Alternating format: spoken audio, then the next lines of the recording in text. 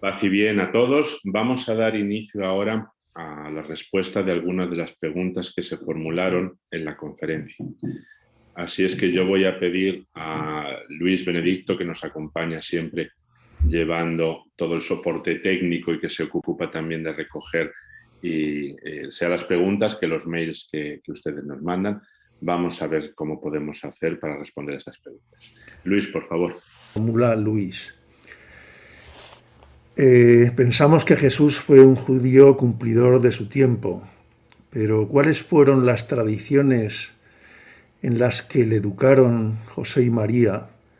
¿De qué grupos recibió más influencia? ¿De los fariseos, de los saduceos, de los celotas, de los esenios?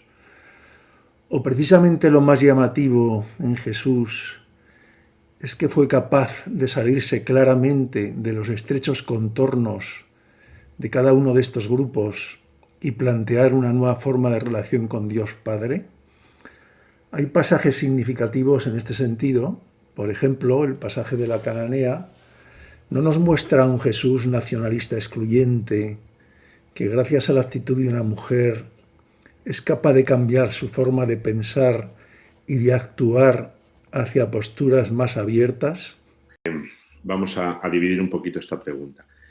Primero, lógicamente, Jesús es muy cumplidor en cuanto a la ley judía. O sea, recordemos que desde su nacimiento, María y José lo van a presentar al templo. Es la tradición que se hacía con los niños, presentarles al templo y la circuncisión a los 8 días de su nacimiento. Entonces, ellos van a cumplir con toda la ley y Jesús, en diferentes pasajes en todo el Evangelio, él dice que no ha venido a cambiar la ley, sino a darla cumplimiento. Entonces, tenemos que tener en cuenta, yo aquí me voy a servir de la ayuda de Javier Picaza, que es un gran teólogo, un gran biblista, y en este artículo que hemos publicado en los 100 años que hemos hecho de la revista Tierra Santa, la publicación que la Custodia de Tierra Santa tiene en español desde hace 100 años, en este número conmemorativo él escribe algo hablando de Cafarnaún de Galilea, en el contexto geográfico también, de los últimos descubrimientos bíblicos y arqueológicos de la Tierra Santa que la revista recoge. Entonces, él nos dice, por ejemplo, cómo a través del descubrimiento de Cafarnaún, de Tabga, de Magdala, de todas las excavaciones arqueológicas llevadas a cabo por el Institutum, por el Studium Biblicum Franciscanum, es el estudio bíblico y arqueológico, Facultad de Ciencias Bíblicas y Arqueología Cristiana, que nosotros los frailes tenemos en Jerusalén y que lleva desde el 903 elaborando trabajos, y es el que ha hecho los grandes descubrimientos arqueológicos y de los santuarios. Bueno, Javier Picaza refiere que aunque si se pensó en un primer momento que la zona de Galilea era una zona bastante paganizada o que incluso se perdía a veces en una religiosidad de tipo sirio-fenicio, hay que recordar que también en los tiempos de Aristóbulo, esto es el año 104-103 antes de Cristo, es este rey sacerdote de la dinastía Asmonea, se produjo una rejudaización de toda la región de Galilea. Entonces, muchísima gente de Judea fue hacia Galilea y se asentó en estas tierras. Ahí tendríamos, por ejemplo, a las familias de José, de María. Recordemos que el padre de María, Joaquín, era sacerdote, no sumo sacerdote, era sacerdote. Y precisamente la tradición nos dice que en lo que hoy es la actual Basílica Cruzada de Santa Ana, en Jerusalén, donde está la piscina probática, la que llevaba el agua para la purificación del templo, en la puerta de los Leones o puerta de San Esteban, ahí sería el lugar donde nació María, en la casa que Joaquín y su esposa Ana tenían. Entonces, esta información es una información muy importante. Sabemos que 100 años antes de Cristo, mucha gente de Judea parte a Galilea y ellos llevan sus tradiciones. María, por supuesto, siendo de familia sacerdotal, tendría esa tradición saducea. José es posible que siguiese una tradición farisea o saducea, pero entendemos también que la influencia de estos grupos no es una influencia donde la gente llevase una etiqueta diciendo yo soy fariseo, yo soy saduceo. El pueblo participaba de muchísimas tradiciones. Entonces, no solamente se circunscribía, digamos, a una única forma de pensar, sino que el pueblo vivía su fe de forma personal. El judaísmo no es como el cristianismo. El judaísmo es una religión que se cumple en los hechos cotidianos, en la forma de comer, en la forma de vestirse, en la forma de relacionarse, y sobre todo las fiestas son para cumplir en familia. Después, digamos que estos grupos serían como escuelas teológicas, que después se van a refundir desde ese llamado concilio de Yamnia en adelante, cada vez se van a refundir hasta formar el rabinismo o el judaísmo, por así decirlo, que es lo que tenemos actualmente. Entonces, Jesús, por supuesto, que entendía todas las tradiciones de su época. Sus padres, María, José, venían también de ciertas tradiciones, pero que eran compartidas por todo el pueblo.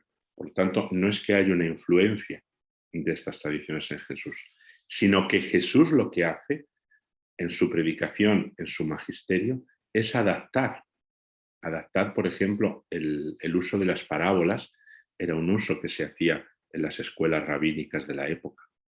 La forma de enseñar que tiene Jesús, él adapta su pensamiento a esa forma de enseñar que se utilizaba en la época para que las personas puedan comprenderlo. Entonces, por supuesto que Jesús sale de estos contornos, porque nada puede poner límites a Dios. La encarnación de Jesucristo, la encarnación del Verbo de Dios, la encarnación de la sabiduría divina que representa Jesucristo, es exactamente tomar una cultura en un cierto tiempo y hacer que Jesús se haga presente, se manifieste y pueda hablar en el contexto de esa cultura en ese tiempo determinado. Pues esto es lo que para nosotros tiene que ser importante. Yo repito, es historia de la salvación, con lo cual tenemos a Dios mismo que está interactuando con la humanidad en un tiempo determinado. Dios tiene que amoldarse al discurso, al diálogo, a la forma de entendimiento de las personas de ese tiempo determinado. Por eso Jesús también no es que beba de las fuentes fariseas, saduceas o esenias, sino que puede adaptar su diálogo para hacerse entender a todos. Y ahí entra también la cananea. En un momento dado, Jesús también va a revelarse a esas personas que no son del pueblo, no pertenecen al pueblo judío. Y lo va a hacer a través de signos, sobre todo, lo que nosotros llamaríamos después milagros. Pero es lógico que Jesús ha venido para la salvación de todo el mundo. Entonces no iba a cerrar puertas precisamente, pero sí que hay un marco cultural que de momento delimita la acción salvífica. Con la llegada del Espíritu Santo, del que Jesucristo nos hace entrega primero a los apóstoles y María en el cenáculo, después a todo el pueblo de Dios o a toda la creación de Dios, a toda la humanidad, es donde esta plenitud, pues digamos, se va aposentando en toda la humanidad. Pasamos a la siguiente pregunta. La segunda pregunta la formula Macu y pregunta: ¿los mesiánicos, los judíos mesiánicos de hoy, piensan igual que los primeros judíos que se hicieron cristianos y se mantuvieron en un primer momento fieles a las prácticas judías? Los judíos mesiánicos actuales son una infinidad de grupos, entonces no es que tengan una jerarquía o tengan una organización, tienen contactos entre ellos, entre las diferentes comunidades.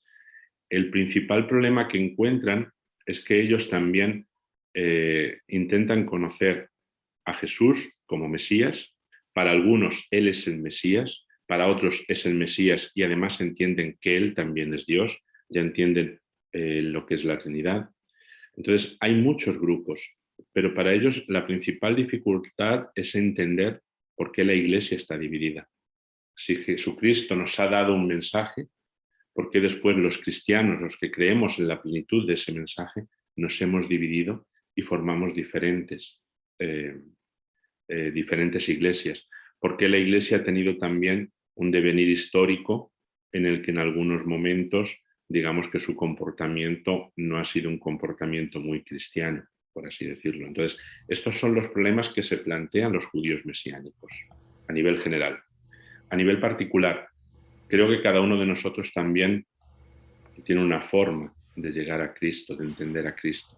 También estos judíos mesiánicos son personas que entienden a Cristo, pues cada uno a través de su propia fe, de su propia experiencia, de su propia vivencia. Son comunidades que quizás no conocemos muchas de ellos porque se expresan en hebreo, pero son muy interesantes, sobre todo cuando se conoce a personas y estas personas hablan de cómo han llegado al conocimiento de Cristo. Entonces nosotros vemos ahí que prácticamente son milagros cotidianos, pero que también pueden ocurrir en nuestro mundo cristiano, cuando alguien, por ejemplo, encuentra a Cristo en su vida y se da cuenta cómo Dios verdaderamente es una presencia que todos tenemos a nuestro alrededor, que llevamos dentro, cuando hay un episodio de conversión. Sí, muchas gracias. La tercera pregunta la formula Gabriel y pregunta, si Jesús es como nos lo presentan los evangelios, es decir, que hizo múltiples milagros, sanaciones muy llamativas, y además resucitó, ¿cómo es posible que no hubiera conversiones en masa de judíos a la nueva religión? Yo respondería esa pregunta también desde nuestro punto de vista actual. ¿Cómo nosotros, si entendemos que Jesucristo es Dios, que hace esos milagros, que nos ha dado una enseñanza tan profunda, que ha muerto, ha dado la vida por cada uno de nosotros, que el sacrificio de la cruz en el Gólgota no es un sacrificio por toda la humanidad, es un sacrificio por cada uno de nosotros, por cada persona? Es muy individual, de verdad. ¿Cómo, si nosotros entendemos esto, no podemos vivir plenamente el cristianismo? ¿Cómo entre nosotros todavía hay odio o a veces hay enfrentamientos? Entonces, esto trasladado a los judíos de la época, primero tenemos que entender que no existían estos medios por los que nosotros nos comunicamos tan rápidamente. Entonces, hay mucha gente que no llegó a conocer a Cristo, toda la diáspora judía, desde Babilonia hasta Egipto. Entonces, prácticamente ese proceso de Jesús, que sí fue muy conocido, sobre todo en Jerusalén, todo lo que ocurrió en Jerusalén, que repercutió sobre todo en Galilea, pues implica muerte, resurrección. Ahí yo creo que hay mucha gente que no entendió eso de la resurrección, que no quiso creerlo. En las catequesis mistagógicas que San Cirilo de Jerusalén, obispo en el siglo IV, cuando apenas se habían construido los grandes santuarios, o sea, en el 325 en adelante, San Cirilo de Jerusalén, en las catequesis mistagógicas, que están traducidas, están editadas, él hace estas catequesis en la Pascua, en la Vigilia, en la Pascua de Resurrección, cuando muchos son bautizados, muchos adultos, muchos neófitas, gente que se convierte al cristianismo, paganos y judíos. Y también en esas funciones litúrgicas había también judíos. Y de hecho, San Cirilo se refiere a ellos muchas veces y dice, no, vosotros, en este caso los judíos del primer siglo, que negaron la resurrección de Cristo, diciendo que los guardias estaban dormidos, él les dice, no, nunca presentéis ante un juez a un testigo que estaba dormido en el momento de los hechos, porque el juez no lo va a admitir. Entonces, hay mucha gente que conoció y creyó. Y hay gente que conoció y no quiso creer. La fe es una gracia también. Pues hay gente que de pronto rechazó. Y después también tenemos un proceso largo. Por ejemplo, la primera carta de San Pablo a los Corintios está dedicada a los problemas que tiene este cristianismo primitivo. Problemas de pureza ritual, de pureza de costumbres, problemas en el matrimonio, problemas sobre el desarrollo de la asamblea, problemas entre los judíos y los paganos. En la carta a los Gálatas, por ejemplo, San Pablo comienza con una elocución. En el capítulo 4 dice algo que es muy, muy singular. Los judíos, cuando rezan por la mañana, al despertarse, ¿no? Ellos dicen, te doy gracias, Señor, por haber nacido judío y no pagano, por haber nacido libre y no ser siervo, por haber nacido hombre y no haber nacido mujer. San Pablo en la carta a los Gálatas, en el capítulo 4, que nos dice, ya no hay ni judío ni griego, ni libre ni esclavo, ni hombre ni mujer, todos somos uno en Cristo. En esa carta, él también habla de los que quieren pasar de un evangelio a otro evangelio. Por lo tanto, había incluso creyentes, judíos y paganos, que querían convertirse al cristianismo, pero luego querían retornar a sus religiones o formarse un evangelio aparte, una religión como un cristianismo más judío o más pagano. Entonces, estos problemas San Pablo los va a afrontar, nos quedan registros escritos en esta primera carta a los Corintios, en la carta a los Gálatas, en la segunda carta a los Corintios, vuelve de nuevo a estos problemas en esta comunidad de Corinto. Y en la carta a los Romanos, por ejemplo, pues se vuelve sobre todo al problema de la conversión del judaísmo y del paganismo. Parece que un poco vuelve sobre esa carta a los Gálatas, pero esta vez dedicada a los romanos. Entonces, podemos decir que el problema que ha tenido el creyente desde los primeros siglos es tener una fe plena en el mensaje de Jesucristo o a veces un titubeo entre el mensaje de Jesucristo, en lo que se ha conocido de él, y una cierta comodidad que representa la religión desde la que partimos. Eso es, por ejemplo, la epístola a los hebreos, que no se dice epístola de San Pablo a los hebreos, parece ser que es de San Pablo, que es un discurso de San Pablo, pero que él no pone por escrito. Ahí se ve, por ejemplo, cómo hay esas reticencias entre muchos levitas, gente de casta sacerdotal, que se habían hecho cristianos y un poco añoran ese fausto, ¿no? ese fasto, esa solemnidad de la liturgia en el templo. Entonces, estos son problemas de la persona, problemas de fe de la propia persona. Sí, muchas gracias. Y la última pregunta precisamente trata sobre Pablo, la formula María. La importancia de Pablo en el cristianismo primitivo y sobre todo en el actual. ¿Se puede pensar con fundamento que si la iglesia primitiva hubiera tenido más influencia de Pedro o de Santiago, seríamos ahora un grupo judío más, y que fue Pablo el que le dio el giro más importante al cristianismo primitivo para hacer de la iglesia el reino de Dios que Jesús quería? ¿O por el contrario? ¿Fue Pablo el que condujo a la iglesia primitiva por un camino mucho más radical que el que Jesús hubiera deseado y que con una postura más conciliadora con los grupos judíos de su tiempo, como la que Pedro parecía tener, hubiera conseguido muchas más conversiones de judíos hacia la nueva religión?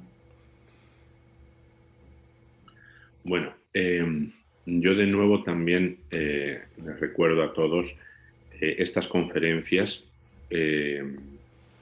para mí personalmente, es una forma también de acercar esta geografía de la Tierra Santa en estos 2 años que hemos tenido de esta pandemia terrible en la cual no había peregrinajes. Es una forma de acercarnos de nuevo a la Tierra Santa a través de esa geografía en la que se ha producido la revelación. La revelación que después lleva al credo. El credo quiere decir cómo se formula nuestra religión, la religión cristiana, católica. Yo soy católico y por lo tanto es esa tradición. Entonces, Pablo, Santiago, Pedro, no depende de ellos el mensaje de la revelación. La Iglesia es fundada por Cristo. Es fundada por Cristo a través de un proceso en el que Él va llamando a sus apóstoles, en el que les va instruyendo y les hace después que sean sus sucesores para llevar este mensaje. Los apóstoles, discípulos y discípulas que también estaban con Jesús. Pero sobre todo para capitanear esta nave, lo que hace el Señor es enviar el Espíritu Santo. Y es el Espíritu Santo que asiste a la Iglesia. Por lo tanto, si tomamos la predicación de Pablo que es aquel que viaja muchísimo más que el resto de los apóstoles o que nos ha dejado mayor constancia de estos viajes a través de sus cartas, por supuesto que Pablo viaja, pero Pablo siempre se somete a la autoridad de Pedro. De hecho, Pablo tiene esa intuición de que los paganos también están llamados a recibir la buena nueva. Pedro también lo siente, porque Pedro es testigo cómo hay extranjeros, griegos, paganos, que han recibido la gracia del Espíritu Santo. Y él dice, si ellos han recibido el bautismo por el Espíritu, ¿cómo puedo yo negarles el bautismo por el agua? Entonces, digamos que los apóstoles también van madurando, van entendiendo que el mensaje de Cristo es un mensaje que nace en el judaísmo precisamente para que dé frutos entre todas las naciones. Pablo va a predicar, va a ir primero a las comunidades judías. Y de las comunidades judías, después de predicar en estas comunidades, extiende el mensaje a las comunidades paganas. Esto lo va haciendo en todos sus viajes. Pablo nunca va a ir a una comunidad donde ya haya estado otro apóstol, porque los apóstoles también hacen este proceso. Recordemos que Tomás, la tradición, lo presenta llegando incluso a la India, Santiago a España, Pedro se va a trasladar a Roma. Entonces, los apóstoles tienen también esa función misionera. No solamente los apóstoles, sus propios discípulos. Marcos va a llegar después a Alejandría y va a hacer una labor evangelizadora muy grande en todo Egipto. Es el apóstol de Egipto, por así decirlo. La sede patriarcal copta de Alejandría es la sede de Marcos. Entonces, los apóstoles, como San Pablo, van a llevar esta labor misionera. ¿Qué ocurre? Que en esta labor misionera también ellos van aprendiendo cómo tienen que hacer esta labor, a quién se tienen que dirigir, cómo se tienen que dirigir. Pero sobre todo es el Espíritu el que está guiando la Iglesia desde el primer momento. Por eso no podemos decir que si la Iglesia fuese más petrina o más paulista o más santiaguista o más, no sé, Felipe parece ser que también llegó su predicación hasta Etiopía a través de este eunuco de la reina Candace. Entonces, la Iglesia es guiada por el Espíritu Santo. Es cierto que hay muchas corrientes de pensamiento, sobre todo que vienen del mundo protestante, que dicen que la Iglesia católica sigue mucho más a San Pablo que al mismo Cristo. La Iglesia católica, como todas sus iglesias hermanas, la Iglesia de Constantinopla, las iglesias ortodoxas orientales o las iglesias que salieron de la unión, de la comunión en el concilio de Calcedonia, de las que hablaremos en las siguientes conferencias, como la iglesia alejandrina, la iglesia siríaca de Antioquía. Entonces, estas iglesias se separan en un momento determinado, pero compartimos con ellas los apóstoles, los padres apostólicos, que son aquellos autores que conocieron en vida a los apóstoles, y los padres de la Iglesia, que son aquellos que guiaron la Iglesia a través de su pensamiento teológico. Entonces, la Iglesia ha tenido sus sínodos, sus concilios, ha tenido esos padres apostólicos y padres de la Iglesia, los doctores de la Iglesia, y toda esa doctrina es la que se va aprobando poco a poco con el consenso universal de la Iglesia. Por lo tanto, la Iglesia es petrina, es paulina, es santiaguina, es felipina, es mateína, es de todos los apóstoles y es la suma de todos nosotros. Por eso también es muy importante darnos cuenta cómo el Espíritu actúa, por ejemplo, en el magisterio de los papas, cómo actúa a través de los concilios. Creo, esto también es algo muy personal mío, creo que nosotros, los católicos, tenemos un defecto de base. No leemos los documentos del Concilio Vaticano II, no leemos las encíclicas papales, no leemos, no estudiamos la teología, no seguimos el pensamiento de los grandes teólogos de la Iglesia Católica, y no me refiero a San Buenaventura, a San Tomás de Aquino. Ayer celebramos la fiesta, solamente los franciscanos, del beato John Duns Scoto. John Duns Scoto fue el gran defensor de la Inmaculada Concepción, porque él la entendió no como un elemento de Mariología, sino de Cristología, el primado de Cristo, absolutamente, por encima de todo. No conocemos nuestra propia doctrina. En cambio, a veces parece que seguimos con un pequeño titular cuando se nos acusa de ser muy paulinos, pero la riqueza del magisterio de la Iglesia Católica, que nace en los apóstoles y que continúa en los grandes teólogos que tenemos actualmente, esta riqueza está guiada por el Espíritu Santo. Y eso yo creo que es lo que tenemos que tener siempre en cuenta.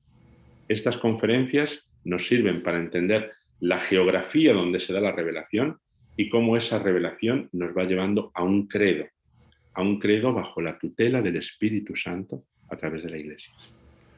Y si Dios quiere, pues bueno, dentro de poco, el miércoles 17, pues ahí nos volveremos a encontrar de nuevo para compartir un tiempo. Esperemos que esta vez la gente que se quiere autoinvitar de pronto nos permita seguir la conferencia también en directo, aunque luego quede grabada.